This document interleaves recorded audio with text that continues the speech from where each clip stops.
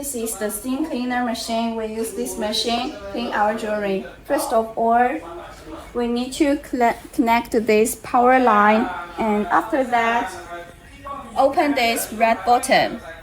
And we need to open this water valve. After that, we pour the water in this machine, and see that when our water level more than 5, it's okay.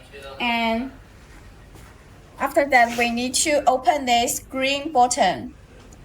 Then when it lights, means this machine is preheating when this pressure up to 16 to 17. Means this machine can working. Then press this pedal. You see that? We could clean our jewelry in this.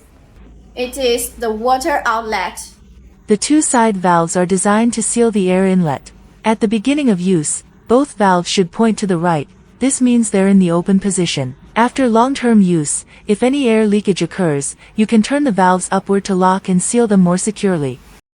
This is safety ring. If the electronic components are damaged and the air pressure becomes too high, you can pull up the ring to release the pressure.